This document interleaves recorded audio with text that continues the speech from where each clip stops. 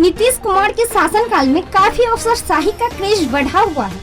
यह अफसरशाही का मामला तब सामने आई जब डीसीएलआर न्यायालय के आदेशों का 9 साल बीत जाने के बाद भी पालन नहीं किया गया।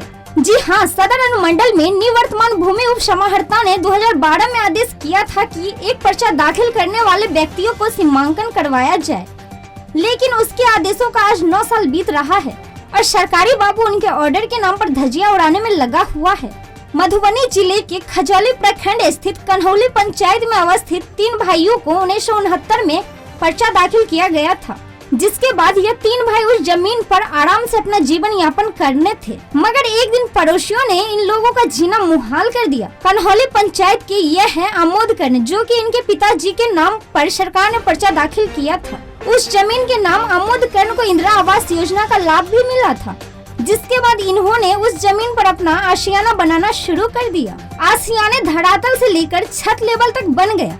उस समय तक कोई भी पड़ोसियों ने अपनी जमीन की बात नहीं बताया, मगर जैसे ही छत की ढलाई करने लगा तो पड़ोसियों ने हमला करना शुरू कर दिया। यहाँ तक कि आमोद कर्ण के चाचा को सिर भी धारदार हथियारों द्वारा फाड़ दिया था, जिसके बाद यह इंदिरा आवास से बन रही आशियाने आज तक अधर में ही लटका हुआ है।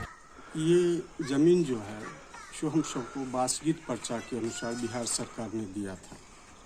इस पर ये 69-70 में ही हम सबको ये पर्चा मिला था। तब से हम लोग शांतिपूर्वक रह रहे थे। फूस का घर था, कच्चा घर था, इंदिरा आवास मिला, हम बनाए भी। पड़ोसी रजनीश रंजन, विद्यापति मल्लिक ये सब रोक दिए जो नहीं जमीन मेरा है। मैंने इसके लिए डीसीएलआर साहब के यहाँ भी गए, वहाँ से जांच पड़ताल हुआ, दोनों पक्ष को सुन करके आदेश हुआ और अंचल अधिकारी को आदेश दिए कि इस वासगीत पर्चा को नापी करके सीमांकन कर दें। अंचल अधिकारी, मैंने फीस भी 2 बार जमा कर दिया, वहाँ से केवल खाना पूर्ति हो रही है, सीमा कैम नहीं हो रहा है। जब हम ये इंदिरा आवास की ज़मीन पर मकान पर जो हम छत डालने लगे तो ये रजनीश रंजन, विद्यापति मल्लिक और सब कोई मिल कर के आ गए और मेरे चाचा जी को कपार सर फाड़ दिए। हम सब हॉस्पिटल चले गए, कहीं कुछ नहीं हुआ। ये सब दबंग व्यक्ति है, बदमाश व्यक्ति है। उनका चाचा रिटायर्ड दरोगा हैं, काफ़ी पैसे वाले हैं।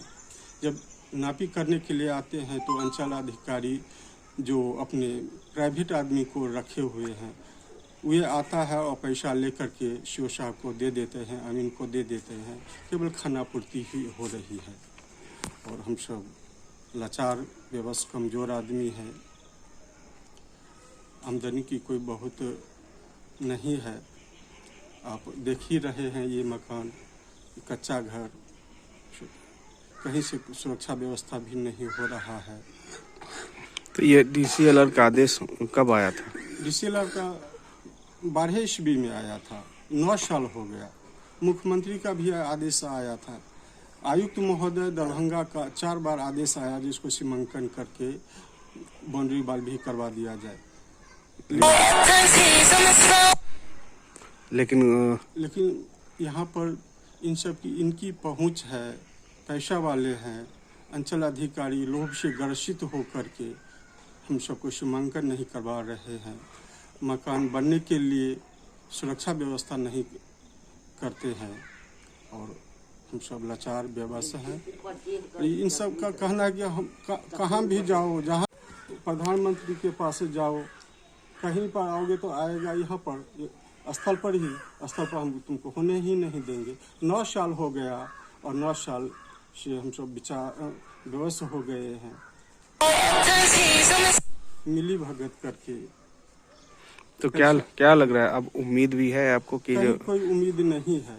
तो 18 तारीख को भी 18/1 को भी सीमांकन के लिए अमीन साहब आए हुए थे। लोक शिकायत निवारण पदाधिकारी के आदेशानुसार आए या खाना पूर्ति करके चले गए।